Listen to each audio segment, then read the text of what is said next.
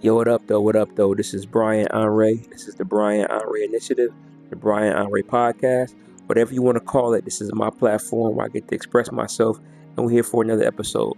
And it's crazy because I don't even know what episode this is, you know what I'm saying? But we up there, close to 50, I believe. But I'm proud to be here, man. I'm thankful to be here. I want to send some positive energy to your way if you're watching this and listening to this. You know what I'm saying? Wherever you listen to this or watching this at, subscribe. If you're on YouTube, subscribe to the channel. If you on Spotify, follow the podcast. But we back, you know what I'm saying? A lot to talk about. And remember, it's my goal to always put a positive spin on what's going on. It's a lot going on. It's always a lot going on. But I always want to put a positive spin on it. I want you all to be better individuals after you listen to us, after you peep us and see what we're doing. I want you to be a better person for it. Let's dive right into it. It's a lot of crazy stuff going on. Nicki Minaj. Everybody want to know what Nicki Minaj is up to. Nicki Minaj has been tweeting stuff about President Trump, how she loves President Trump, how she supports President Trump. We saw her with Erica Kirk, Charlie Kirk's wife, on the panel. So she's been leaning towards the conservative side. She's been losing fans. She deactivated her Instagram. You feel what I'm saying? Now lately, I think a couple days ago, there was some type of summit with President Trump and the Treasury Department, some kind of financial summit. I don't know what it is, but her and Trump linked up, you know what I'm saying? And she expressed how much she loved Trump, and Trump is standing in the background. Let's look at the video.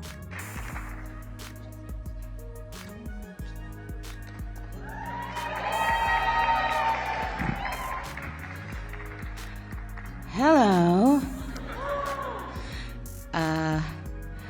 Well, I don't know what to say, but I will say that I am probably the president's #1 fan. And that's not going to change. And the hate or what people have to say, it does not affect me at all. It actually motivates me to support him more. And it's going to motivate all of us to support him more. We're not going to let them get away with bullying him and, the smear campaigns. It's not going to work, okay? He has a lot of force behind him, and God is protecting him. Amen. Kind of funny, right? Kind of crazy, right? You know what I'm saying? She is a full-on Trumper. Said nothing's going to stop me from supporting Trump. And Trump in the background just kind of cheesing. He loving it, you know what I'm saying? I don't know how to feel about that. Personally, I don't really want to get into politics too much, but I don't like Trump. I'm not a fan of Trump, especially with the climate that's going on. I feel like a lot of the immigration policies are kind of going too far. I do believe in controlling immigration. I believe in legal immigration, but I don't believe in what ICE and Border Patrol is doing. Killing people. The stuff that's happening up in Minnesota and Minneapolis is crazy. Those 2 people died, and immediately the president is trying to cover it up and talk about how they deserved it. Just crazy work. I'm not going to get into it. You can research that. But for me, I'm not rocking with anybody that's rocking with the president.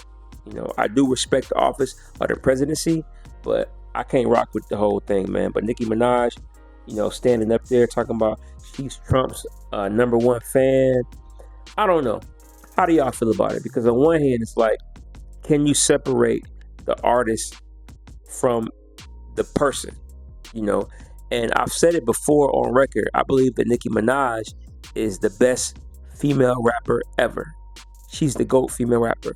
Lyrically, commercially, she's just at the top of the game in terms of rapping. So can I separate her as a person from her art? And I don't know the answer to that, because typically I say separate the person. The same reason why I listen to R. Kelly still, because R. Kelly, the person, is where he should be. He's behind bars for what he allegedly done and was convicted of. But professionally, I'm still gonna listen to his music because the music is great. So I separate the two. So I'll be a hypocrite to say I'm not gonna listen to Nicki Minaj anymore. But I do feel very disappointed because I don't rock with anybody that rocks with Trump. And listen, if you watching this and you're a Trump supporter, God bless you. You know what I'm saying? I'm not attacking y'all, but I just don't rock with it. I feel like we can have political differences, but when you get people being murdered in the streets and the president is condoning it, I'm not cool with that. So I don't know, man. Do y'all still support Nicki Minaj? What do y'all think about it? Let me know in the comments, man. And it's crazy because 50 Cent mentioned Nicki Minaj. 50 Cent had a post not too long ago where he was at some kind of event for a movie that he's producing about Moses or something like that. And he talked about how he don't talk about religion or politics. And he talked about Kanye West and Nicki Minaj. Check it out. It's an amazing project. I think when people get a chance to really look at it, and it's important for me not to make it about religion, to make it about entertainment. Immediately, the subtext is strong. It's there. You know what I mean? So I think I wanted to market and promote this project as a project that everybody needs to just see and let them just have the information instead of trying to force it down there. And then, there's two things that tell you to stay away from. They tell you to stay away from religion and stay away from politics, because no matter what you think, someone passionately disagrees with you. All right? And I stay away from those things. That's how Kanye fucked up.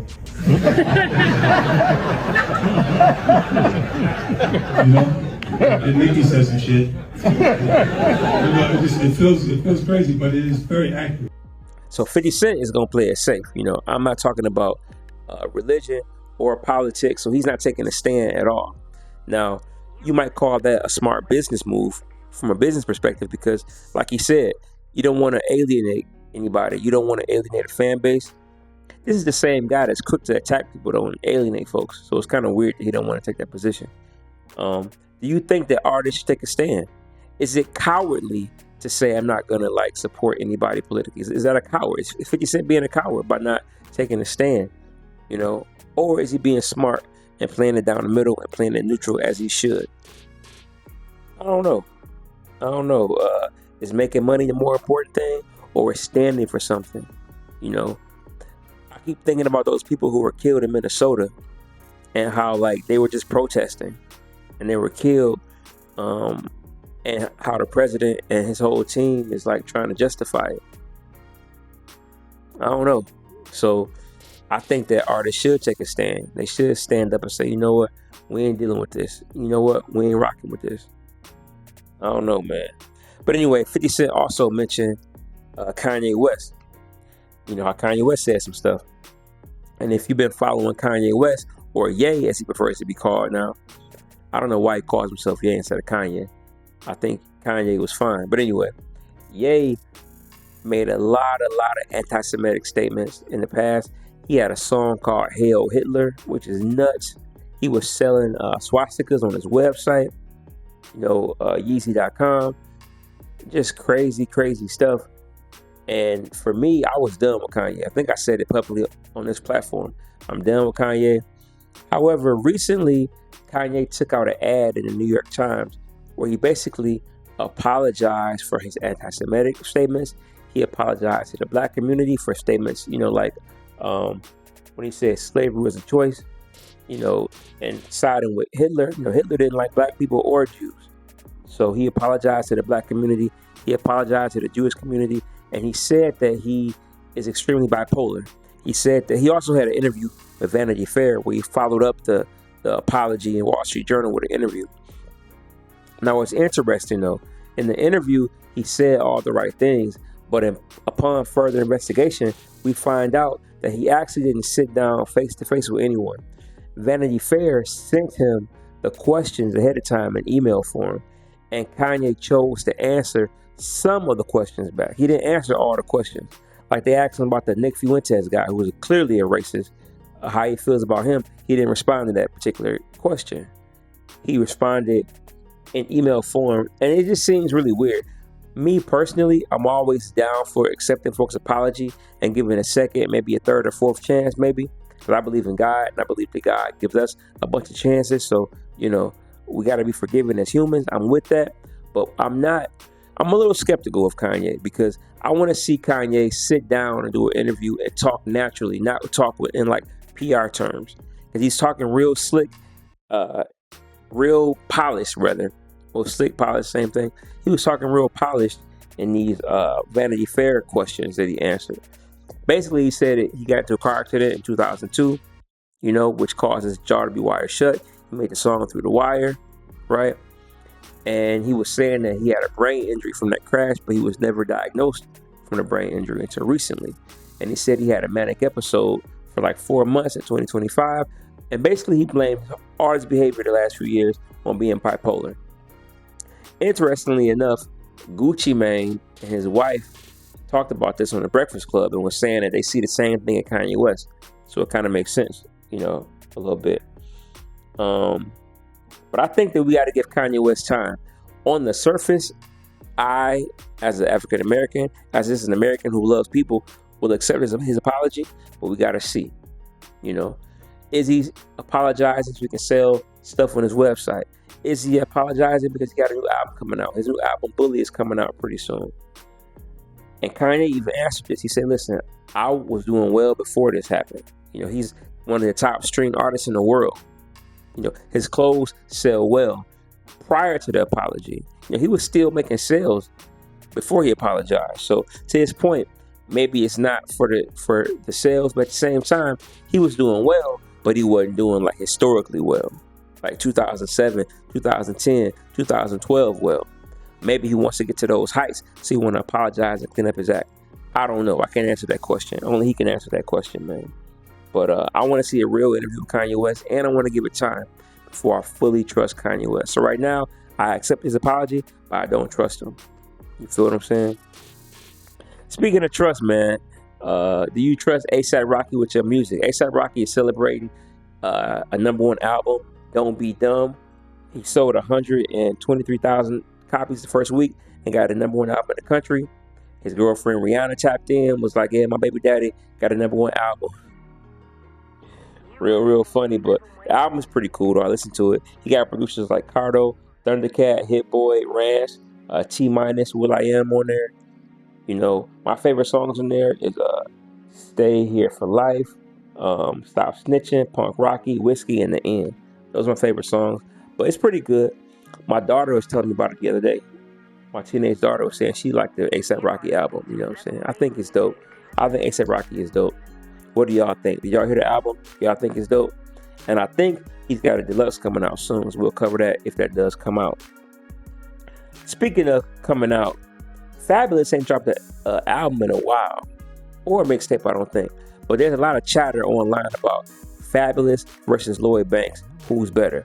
I think the Joe Budden podcast debated this. They had Uncle Murda and Tony Yayo on the Breakfast Club, and they debated this.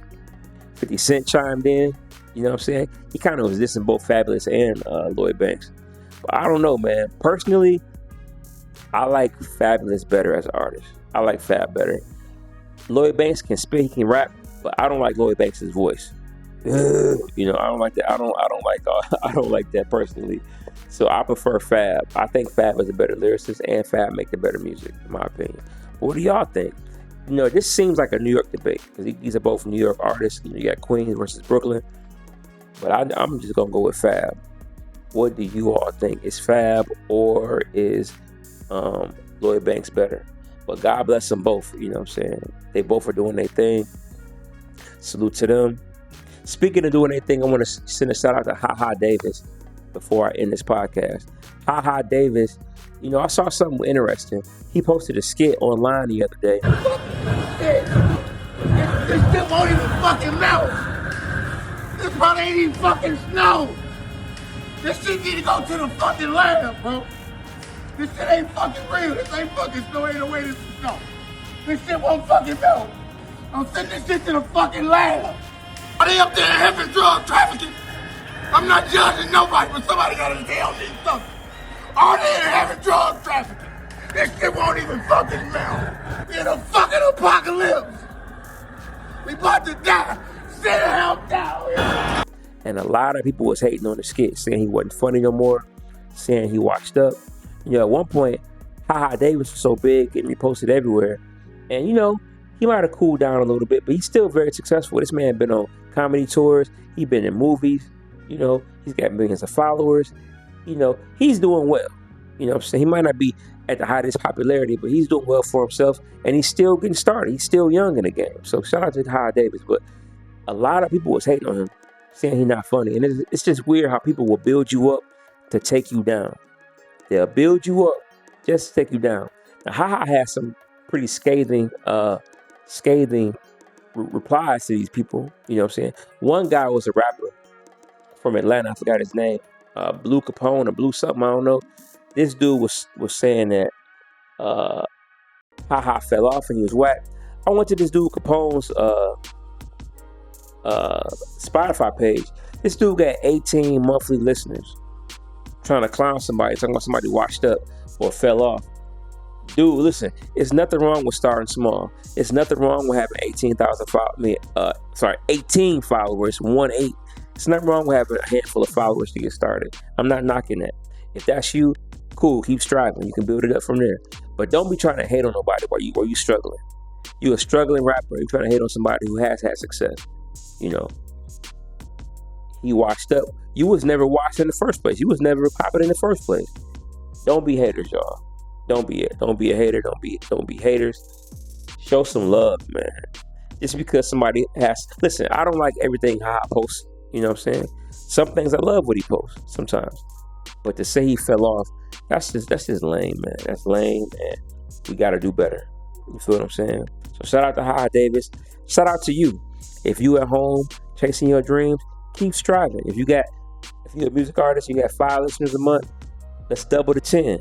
Let's double that to 20. Let's double that to 40, to 80, over 100, then 1,000.